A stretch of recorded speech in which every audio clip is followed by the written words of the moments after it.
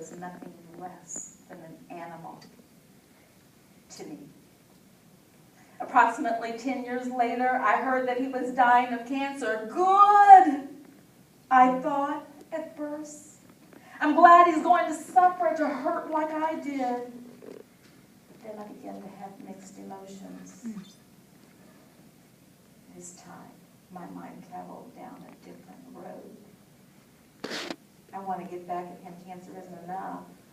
I want to hurt him myself. I want to make him pay for everything he did to me, I thought. But he died about a year later. He was gone forever. And I never got a chance to make him pay. I was livid. Several years later, I was living in Springfield, Missouri. That's been maybe 30 years ago.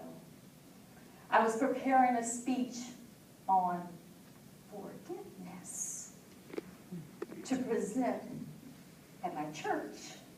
It became crystal clear to me that I had not been practicing what I was about to preach. My conscience began to shake me.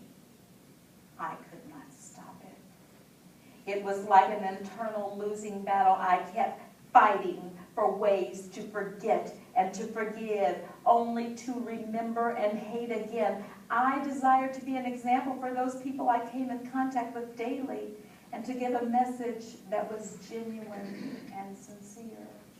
What a struggle. Please, God, I cried, create within me the wisdom to understand why this happened to me.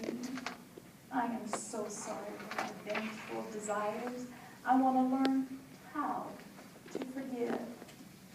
As I prayed, I felt myself return into that old house again, emotionally and spiritually. And I visualized myself in that very room and in the spot where I was hurt so badly. As I recall that evening, I could see him hurting me just as it happened that day. And that was very, very hard at the beginning. God, help me. Please help me to understand or repeat it. Then something happened. Then with my mind's eye, I saw the Lord Jesus Christ standing there. There was a sad look upon his face, an expression of love and empathy in his eyes as they followed our actions. To my surprise, he did not feel sad for me only, but for each of us. Then my thoughts left the kitchen and reflected on Calvary, where Jesus died. And in my mind, I remembered hearing him say, Father, forgive them, for they know not what they do. They could not have understood the magnitude of the pain that I had and would continue to experience. They could not have housed serenity and love deep within their heart to hurt me that way. People who are destructive within reflect destruction. People who are serene within reflect serenity. I had gained a different perspective, totally.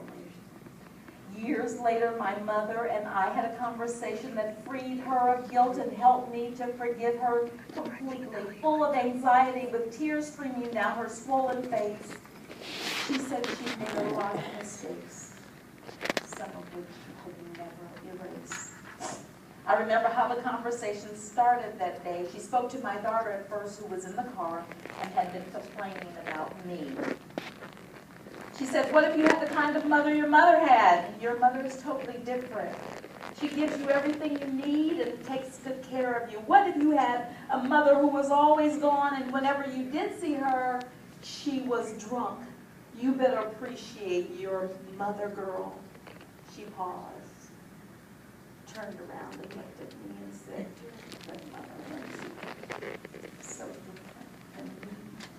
I raised you kids the way I was raised. I did the best I could.